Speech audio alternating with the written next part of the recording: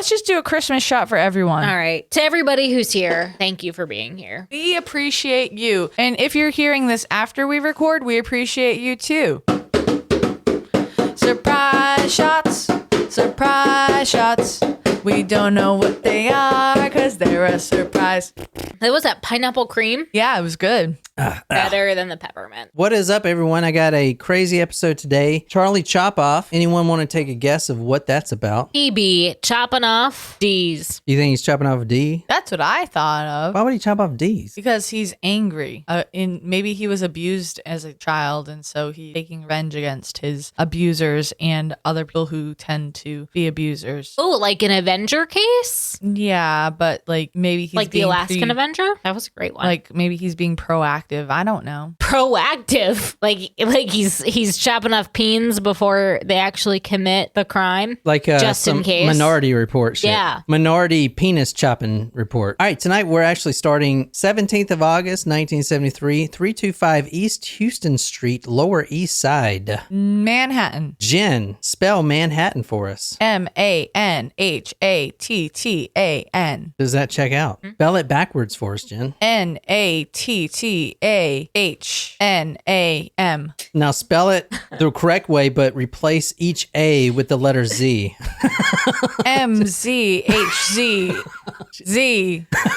MZHZZTTZN.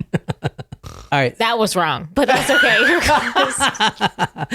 I put an extra Z in there. I think I stuttered and put an extra Z in there. It's okay. I mean, I knew, but technically it was incorrect. It was my stutter. Did I stutter?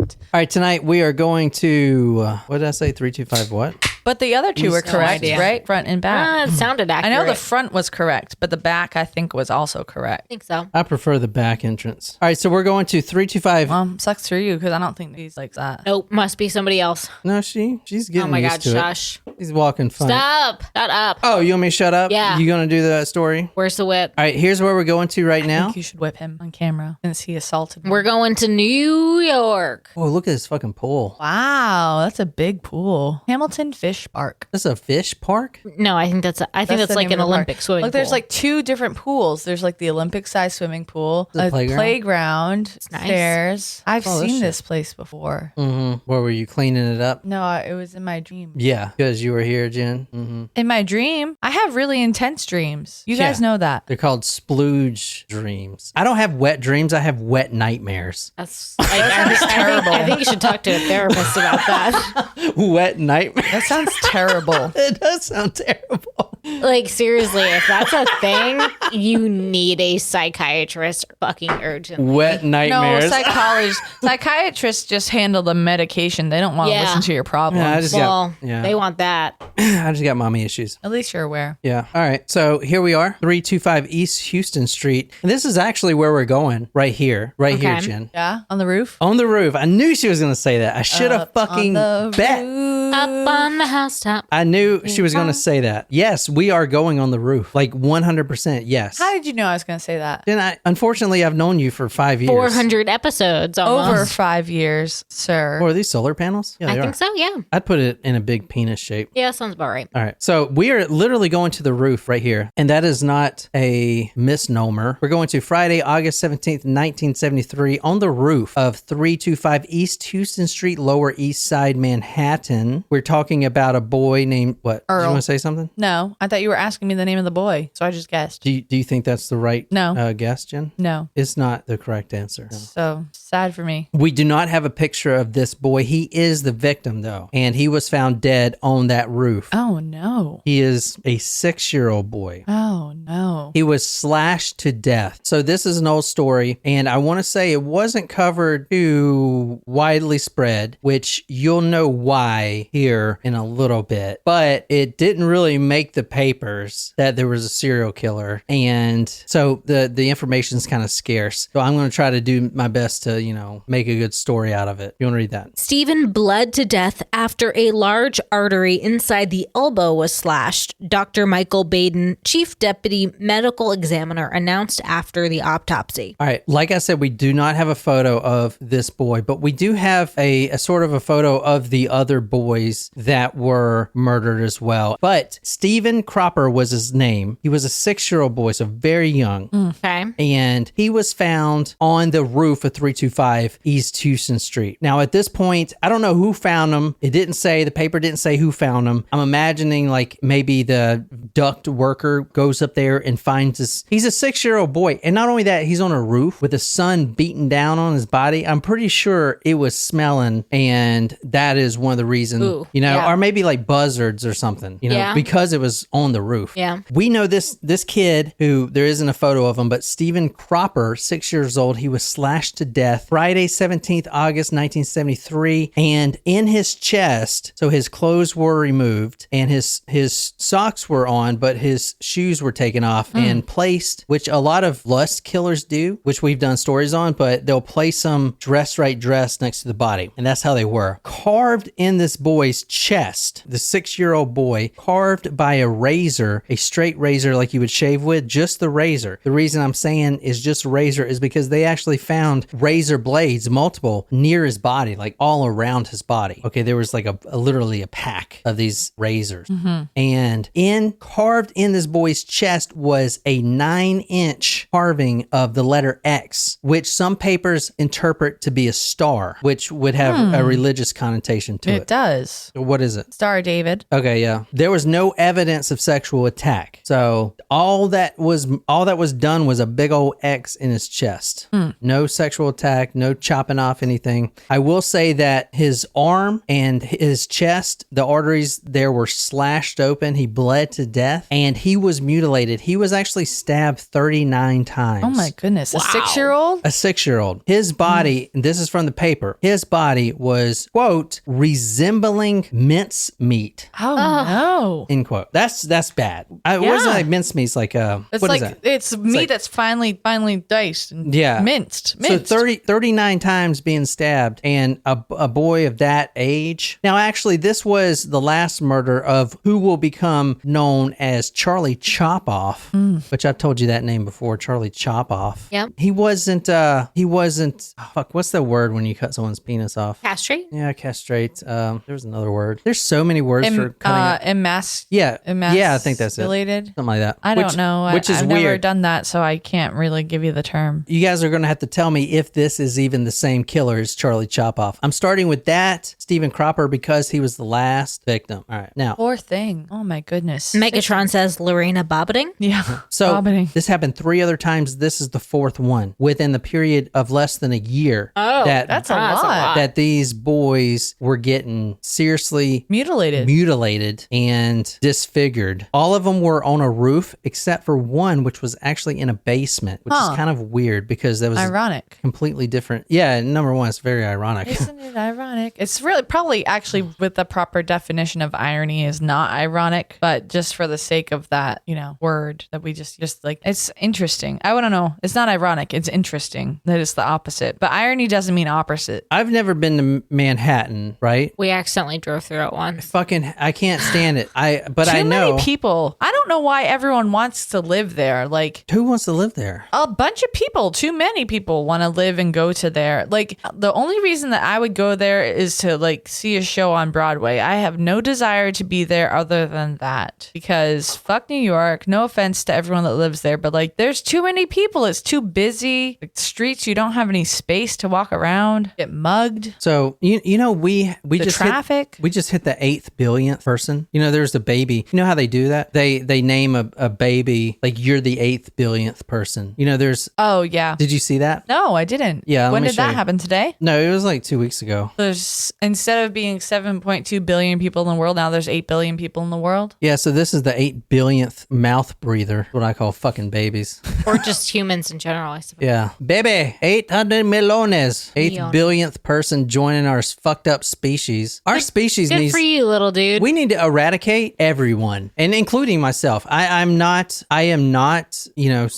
saying that I should be. I don't think we really want to go on the let's eradicate humans on a murder podcast, but it's cool. Yeah, I'm going to take a step back from this one. I do not agree with eradication. I'm going to tell you that this killer has killed 3 before we even started this. Before the mincemeat 6-year-old child of Stephen Cropper, he has already killed 3. This is in Harlem in the 60s, which was a very violent time to be living in Harlem. There's actually a documentary. It's like the 70s kids in Harlem or something.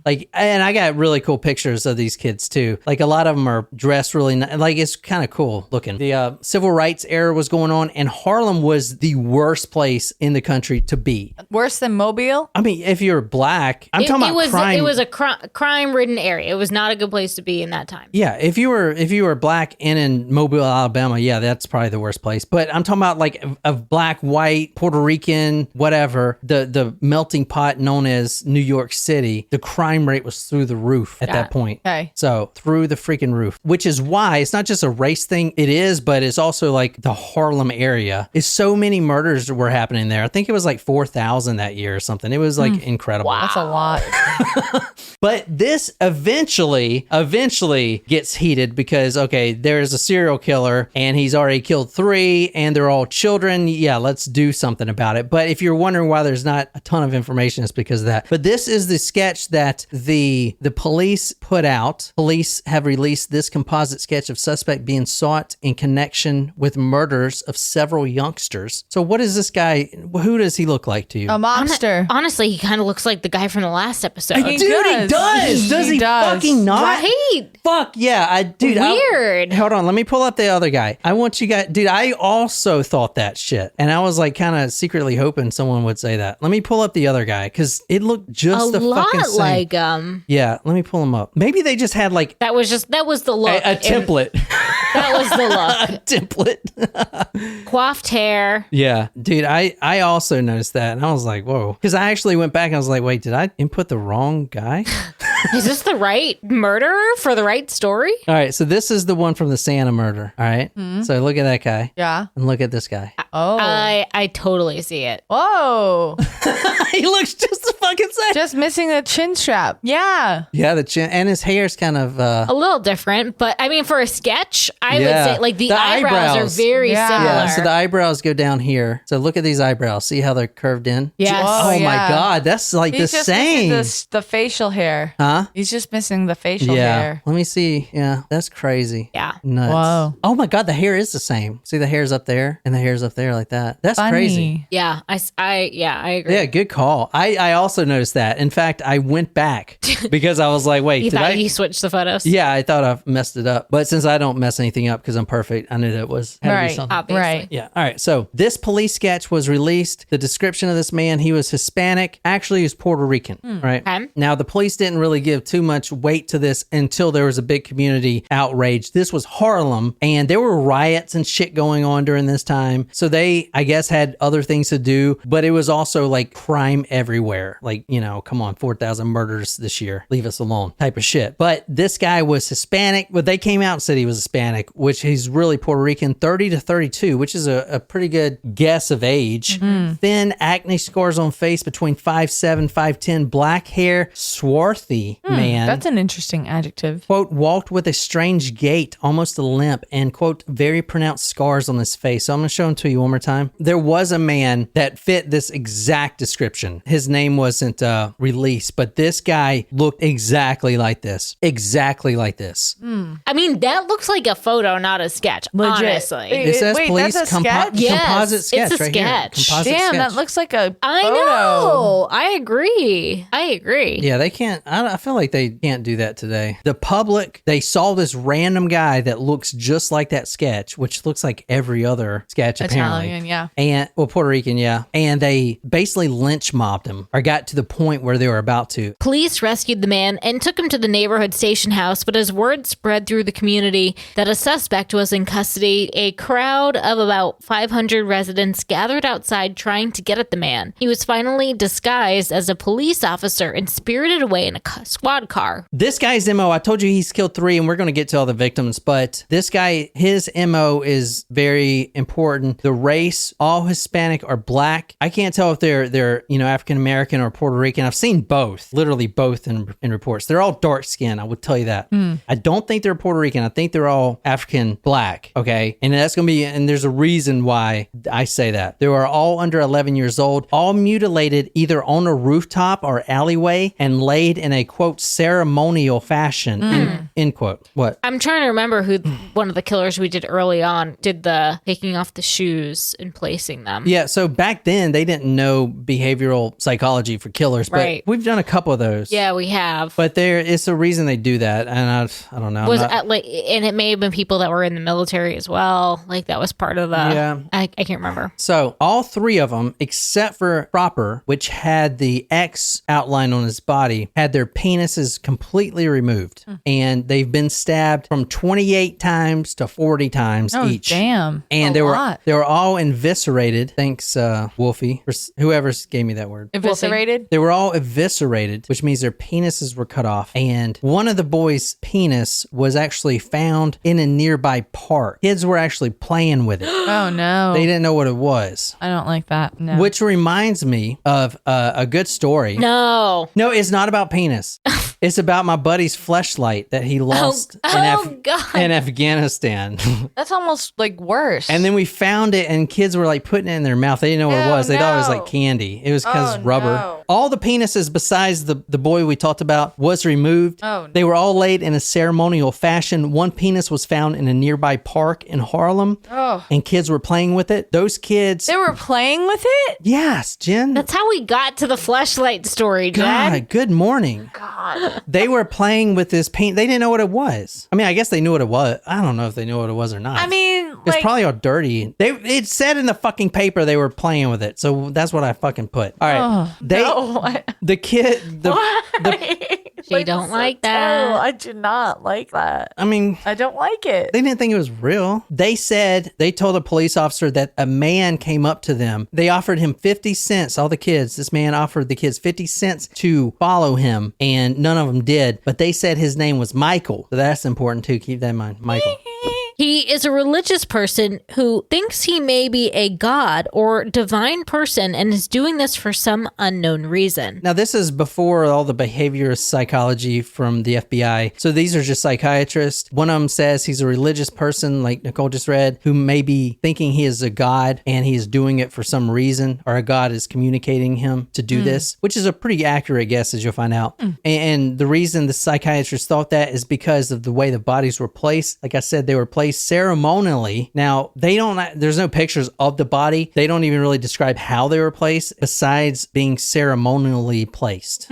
So whatever you think, I know the shoes were taken off. However you think that would be, I don't know what pose that would be. But they were all placed like that. Another psychiatrist said, quote, the killer is seeking a perverted sexual gratification and may have been sexually molested as a child by a, quote, what do you think? Blank adult. Unsupervised. Incompetent. You want to provide the correct answer? No. They think, this psychiatrist says that this man was sexually molested as a child by a black adult. He is killing black kids. So, you know what I'm saying? Got it. Yeah. And this man who was caught is Puerto Rican. So that doesn't match the description. No. The victims were all black children. The killer Was Puerto Rican. Sorry. So the killer as a Puerto Rican was molested How by... drunk are you? I am like enough where I don't need to finish this beer. Let's go get the fireball. It's all gone. Shit. Let's go get the moonshiner. No way. Oh, God. I should have brought that apple pie moonshine from my party. Next time. I'll bring it. So they think that this man was sexually molested by a black adult. Dr. Harvey Schlossberg said the following. Had publicly declared that he thought the murderer was a desire killer, saying that symbolically it's an orgasm, really it's extremely sexual. Oh. So desire killer, lust killer, that's lust lust killer is a new word for that. Read the next one. This is from the book, The Story of Charlie Chopoff. There's a fucking book about it. From the book Inside the Chilling Story of Charlie Chopoff, according to Schlossberg, the killer was likely crazy or terrified of women and harbored a latent homosexual desire. Outraged by these desires, the killer castrated the boys to turn them into girls. Additionally, he thought that the 2 murders that occurred at the same time of the year had been significant. None of the psychiatrists knew why he was doing it until it was revealed after the guy was arrested. But God was telling him specifically to turn these boys into girls. I don't think that was like a thing back then. You didn't have sex changes in the 60s. I'm pretty sure. Even though Ed Gein wanted one. Right. It was, I don't think that was that was not a procedure available at that point in time. Which is crazy because that's what God was telling him to do. Now think about this. This happened when? In 1973. 73. So this guy, God, was telling him to kill these people in Manhattan, Harlem. And this was in 1973. And just a few streets over, albeit a few years later, a satanic dog was telling another man to kill couples making babies in cars. Isn't that crazy? That is crazy. Yeah. Now, which story got more attention? Neither. Something else. Very good, Jen. Yeah, 9/11 happened around then. Go back to sleep. That got a lot more coverage, obviously. I mean, it was in red ink on the New York Post. Which I own a copy of that. I know. You know how expensive that is? I know. So why did he get the name Charlie Chopoff before we get to the other victims? Because he would chop off. I remember. But what is interesting is how the boys cope with this danger. He said, "This unknown man has become somewhat of a culture hero and is called Charlie Chopoff by my 12-year-old son and his friends, and his intelligence is simply intermixed with their conversations about sports and girls and homework." So it's kind of a weird way of, because I mean, who was he killing? Kids. Right. And who was making this name up? Kids. In the neighborhood. Yeah. You know, it's kind of funny. But the media loved that name, Charlie Chopoff. Oh. I'm imagining in the I 60s, don't especially love that. in the inner city, I'm imagining that name came from doing the jump rope. Charlie yeah. Chopoff. Took an and then axe. Pete's penis. Okay, that was all right. Something like that. Let's talk about the guy that was caught for this. Okay, and I'm not saying he did it, but let's talk about the guy that was actually caught. Okay, this is the man right here that they caught. His name is Erno Soto, and I'm going to tell you a description about this guy. Now, there's no photo of his face, which is kind of odd. So this is the only known photo of him. Wow. Ernesto Soto is taken from my Manhattan Supreme Court yesterday. This is what he looks like. Interesting. Or Now- at least what they say he looks like. For being a serial killer, it's kind of odd to me that there's no known, Yeah. there's no other photos of his face. Right. Yeah, I agree. All right, description. Unemployed former drug addict, in and out of mental hospitals for the last 6 years before this. Poorly dressed man living in shabby hotels and roomy houses. Puerto Rican. Why this guy? Well, he was sent to the Bellevue Hospital after he tried to molest an 8-year-old boy in May of 1974, during which he was arrested. He was babbling religious nonsense. He does have relatives that are near all the murder scenes in that inner city, and he was there some of the times during the slayings. One officer said, quote, "The probability that the same man did all 4 crimes are fantastic." Yeah. Sergeant Jerry McQueen said, quote, "We got him because of himself. He grabbed a kid. The kid started screaming and someone called the police." So a phone call during the first murder, which we're going to get to now, was a boy named Douglas Owens, 8 years old. He was stabbed 39 times. This was March 9th, 1972. This was also around the same area, 121st Street. So this was about a year earlier, 1972. The one we started with, 1973. This is the boy right here that was killed first and mutilated. This boy was stabbed 39 times, shoes removed. His penis was sliced off, but not all the way. It was hanging on by a, quote, flap of flesh, end quote. The next boy, Wendell Hubbard, 9 years old. This happened October 23rd, 1972. So first one, March, serial killer cool down period. Next one, October. This is Wendell. We do have a photo of him. This is that Wendell right here. Wendell Hubbard right here. So this is the next boy, age 7, it says. So he, about 6 months later, his penis was actually removed. We don't know. It didn't say whose penis the kids were playing with in the park. It could have been his, or it could have been the next victim was Luis Ortiz, 9 years old. This boy was stabbed 38 times. This was March 6, 1973. This was the one that was found in the basement, 200 West 106th Street. And he had went to the corner store to get some milk and bred, his penis was severed, and either his or the last one, Wendell's, was never found again. The one penis was found in the park. The other penis of the first mutilated boy remained by a flap of flesh. So we have two penises missing. One was found at the park.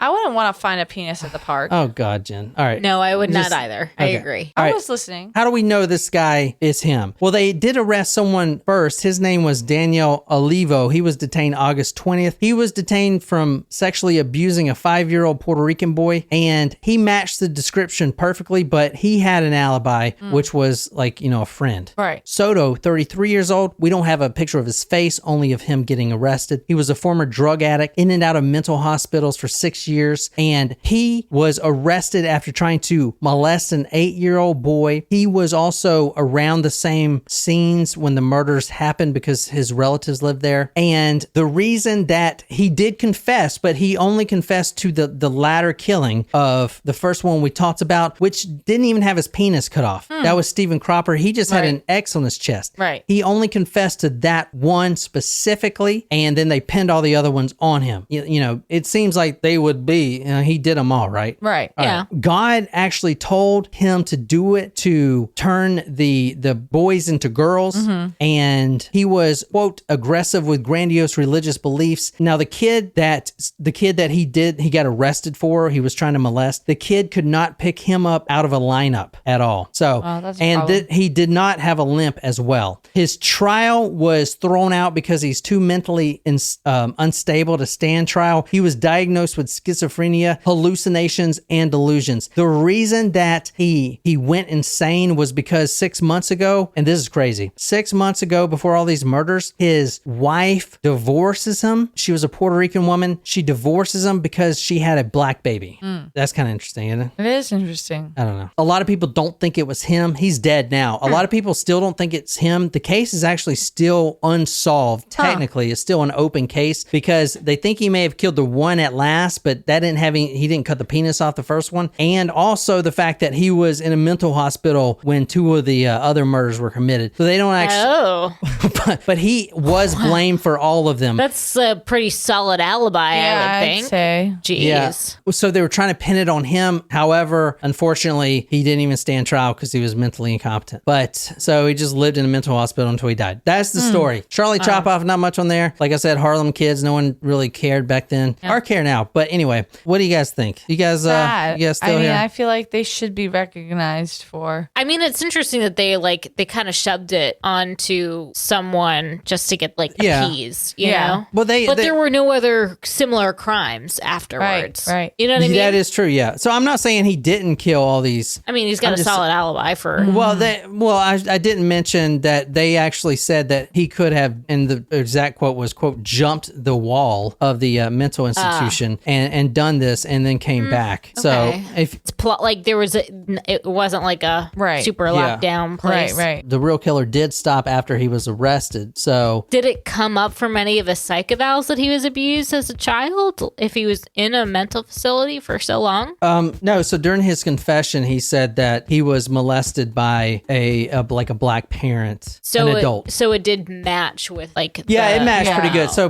he was a Puerto Rican. I'm going to go out on a limb here. I'm not trying to sound bad, but I think during that time, maybe this is completely wrong and forgive me, but I don't think the Puerto Rican population and the black population got along. I'm saying that back then in the 60s, especially in Harlem, it could have been like a neighborhood kind of thing. Who knows? Yeah. But he was Puerto Rican and he did confess that he was molested as a child by a black adult, which matched the psychiatrist perfectly. Yeah, that's true. So, all right. So if he didn't do it, he was the copycat killer, I guess, Yeah. I don't know. It wasn't his original idea. He has schizophrenia and he was messed up. So anyway, I mean, I don't know. Kind of a small story, but That's interesting. It was. So until next time, good night, you lovely, lovely people.